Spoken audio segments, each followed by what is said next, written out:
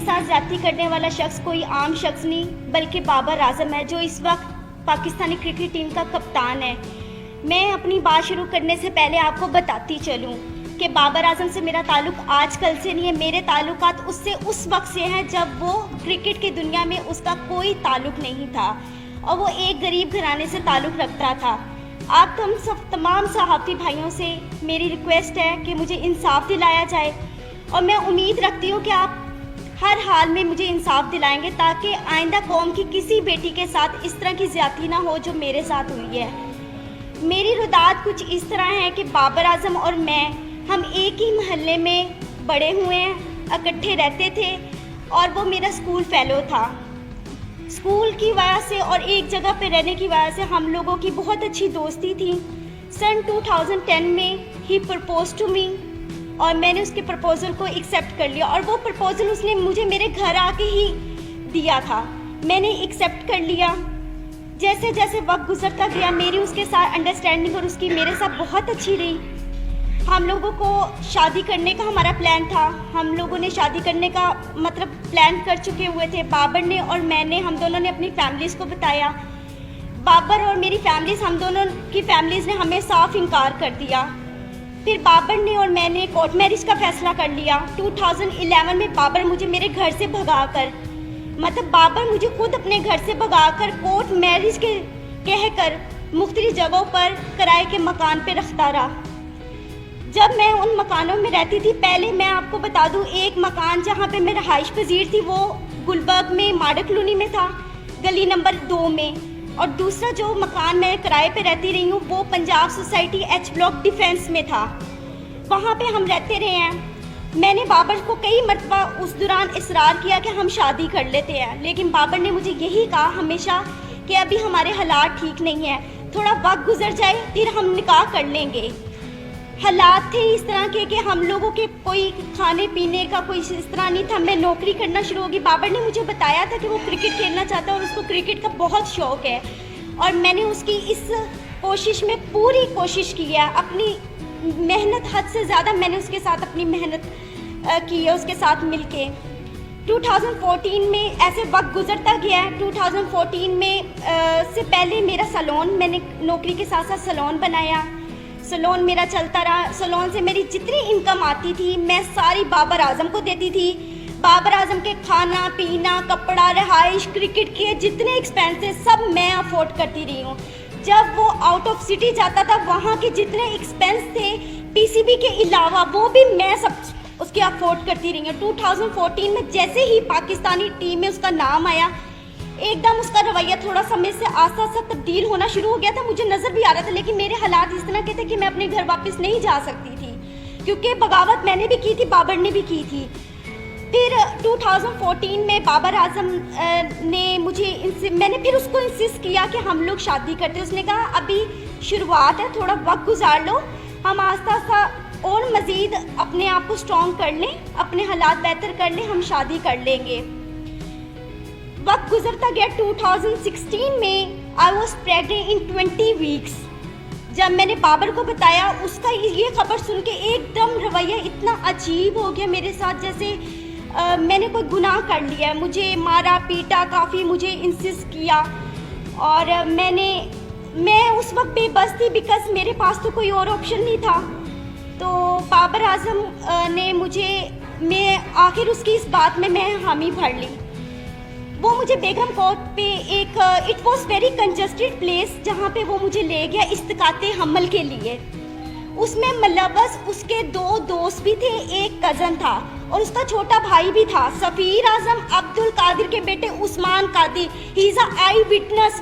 वो हमेशा 4 से 5 साल तक, जब तक मैं भाई रही हूँ, उस्मान कादिर वहाँ पर आते रहे हैं। और उनके एक और नेट प्लेयर थे जब ये NCA में ड्यूरिंग द क्रिकेट टाइम जो प्रैक्टिस करते थे, उसमें नवीद नाम का एक लड़का भी था, वो इस में भी शुमार थे। इन लोगों ने मेरी मर्जी के बगैर मेरे इस्तिकाते हमल करवाया और मुझे यही यकीन दिलाया कि कोई बात नहीं, आप सब्र कर लो, हम जल्दी शादी करेंगे। अब सिचुएशन ऐसी थी कि मैं थोड़ी ठीक हो गई थी। बाबर ने मुझे इंसिस्ट किया कि आप अपने घर चली जाओ और सुलह कर लो, क्योंकि मैं पाकिस्तान में बहुत कम होता हूँ, तुम यहाँ पे अकेली होती हो, तो आप अपने घर। मैंने किसी न किसी तरह अपनी सुलह कर ली बाबर से, अपने घर वालों के, बाबर के कहने पर।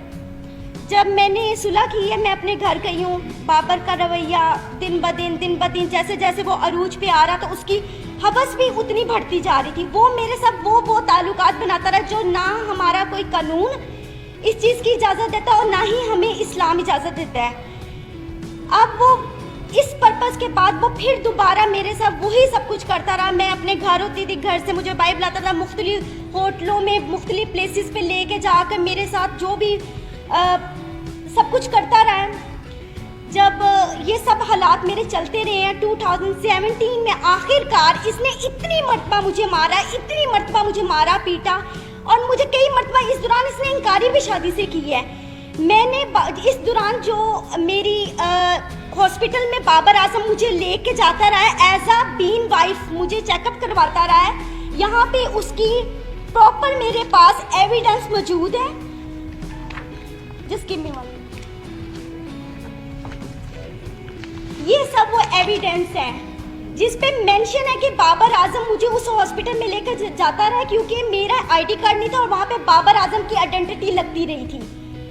ठीक है, ये उस चीज़ के एविडेंस है। ये मुझे वहाँ पर लेके जाता रहा है, सब कुछ करता रहा। बिल आखिर मैंने तंग आके 2017 में पुलिस रिपोर्ट की बाबर के खिलाफ, जिसके पर्पस में इसके फैमिलीज ये सब आए हैं। उधर जब हमारे जो ऑफिसर थे जिन्होंने हमें देखा था, उस ऑफिसर ने ये फैसला किया कि आप बाबर को यहाँ पे पेश करें। बाबर पेश नहीं हुआ, लेकिन उसी रात सेम नाइट बाबर ने, जो ऑफिसर मौजूद थे उनके सामने, हमारा मशरूत सुलहनामा पे उसने मुझसे दस्तखत करवाए।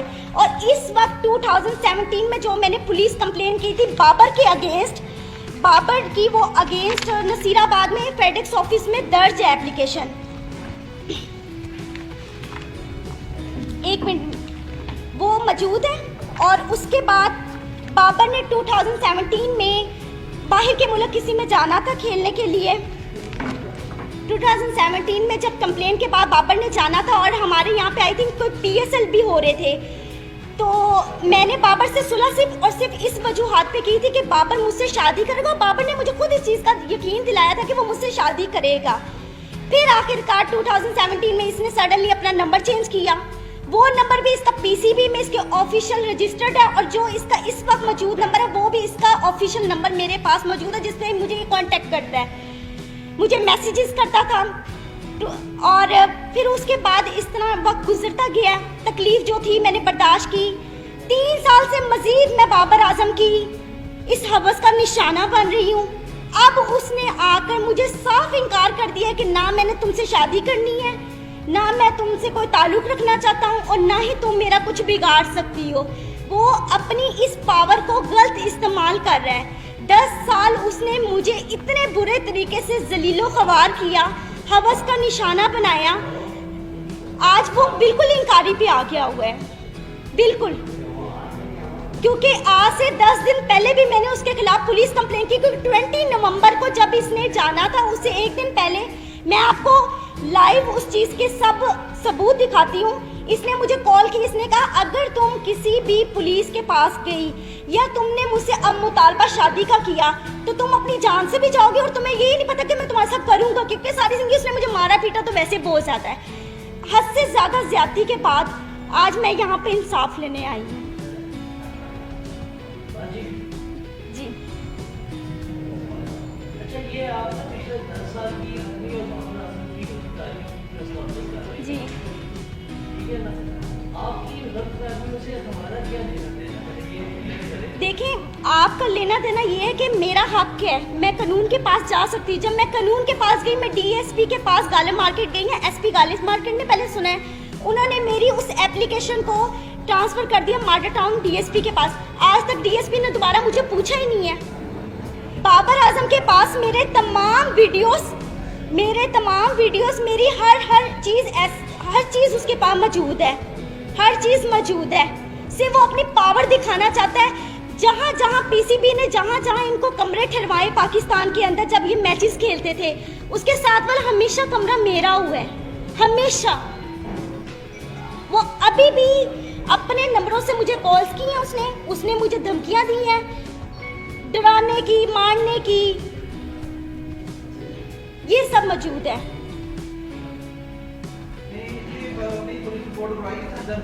जी मैंने करवाई है।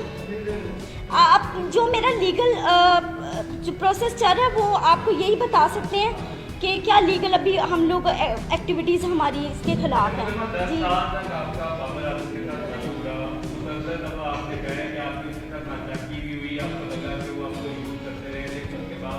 देखिए देखिए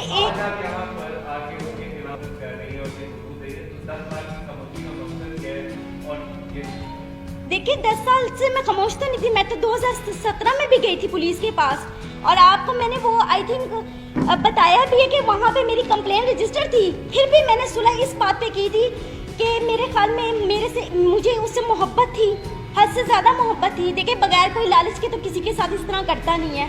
लालच नहीं था मुझे सिर्फ उससे मोहब्बत थी और वो मोहब्बत मेरी यहाँ तक आज मैंने इसको स्ट्रगल करवाया है। आज ये जो सारी मीडिया और दुनिया के सामने ये बात करता है कि मेरे पेरेंट्स, मेरे फादर, मेरे सब सपोर्ट, आप किसी भी मैच में जाकर पिछले इसके मैचों में 17 से पहले जाकर आप देख सकते हैं बाबर आजम के कभी किसी भाई ने, किसी बाप ने वहां पर आकर देखा कि बाबर आजम क्या कर रहा है वहां पे, कभी भी किसी ने नहीं देखा। और आज तक 10 सालों में मैं बाबर आजम के एक पैसे की रफादार नहीं हूँ, क्योंकि मैं खुद सेल्फ मेड वुमन हूँ, खुद कमाने वाली हूँ, क्योंकि मैंने बड़ी मेहनत की है दिन रात इसके पीछे कि ये किसी स्ट्रगल करके इसके किसी मुकाम पे पहुंच जाए। No doubt he is a very brilliant player, उसने मेहनत की है, लेकिन उस मेहनत के अलावा इंसान को और भी चीज़ों की ज़रूरत होती है, मेंटली तौर पे, फिनेंशियली तौर पे। सबसे बड़ा हमारा जो पॉइंट होता है वो फिनेंशियली तौर पे होता है सबसे बड़ा। आज तक बाबर के हर मोबाइल, हर चीज़ का सबूत मेरे पास मौजूद है, हर चीज़। सर 4 साल में आप सुबह से रात तक, अगर मैं ब्यूटी पार्लर में 30,000 रुपया अर्निंग कर रही हूँ, 40,000 रुपया अर्निंग कर रही हूँ, वो सिर्फ और सिर्फ बाबर आजम के ऊपर ही जा रही है। सर करोड़ों की मलकियत होगी, 70 लाख रुपया का तो मेरे ऊपर सूद चढ़ा के ये गया था, जो मैंने आके 1 साल पहले उतारे हैं। इसको मोबाइल इंस्टॉलमेंट्स पे ले के आईफोन, सर आईफोन 4 सीरीज से लेके आईफोन 8 प्लस तक सीरीज मैंने इसको लेकर दी है।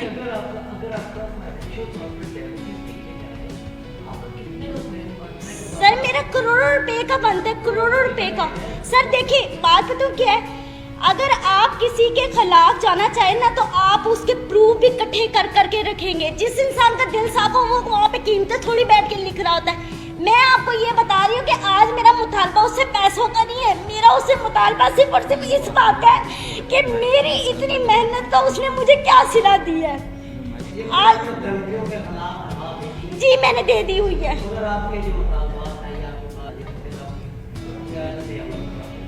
वो मुझसे शादी करे, मैं करूंगी, मैं हर जगह पे जाके अब करूंगी, क्योंकि मुझे नजर आ गया कि बाबर की तरफ से मुझे साफ इंकारी है, साफ इंकारी है। मैंने आज से 1 महीना कंटिन्यूसली पीसीबी के वहाँ पे फ़ोन किए, मुसलसल फ़ोन करती रही हूँ उनको। जब मैंने ये अपना जो था मैटर बताया, उन्होंने कहा ये हमारे प्लेयर की पर्सनल लाइफ है, हम नहीं डिस्कस करना चाहते।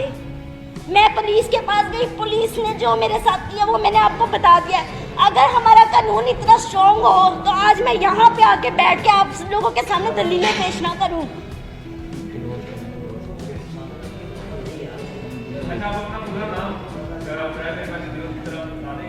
हामिजा जी, हामिजा हामिजा जी, हामिजा। आपकी जो मामला हुआ, आपने कहा कि आपकी फैमिली के साथ आपकी सुलह होगी। आज आपकी फैमिली के मेंबरान के साथ ताल्लुकात कैसे हैं? क्या आज अपने आप भाई घर में रहती हैं, अपनी फैमिली के पास रहती हैं, या आज जी मैं अपनी फैमिली के साथ रहती हूँ। मेरी फैमिली इस वक्त मुझे सपोर्ट कर रही है, और तब भी उन्होंने मुझे इंकारी की थी कि ये इस काबिल नहीं है, नहीं ये सब ठीक है, लेकिन अब वो उन्होंने मेरी बात को मानना ही था, क्योंकि मैं इतने सालों बाद घर गई हूँ।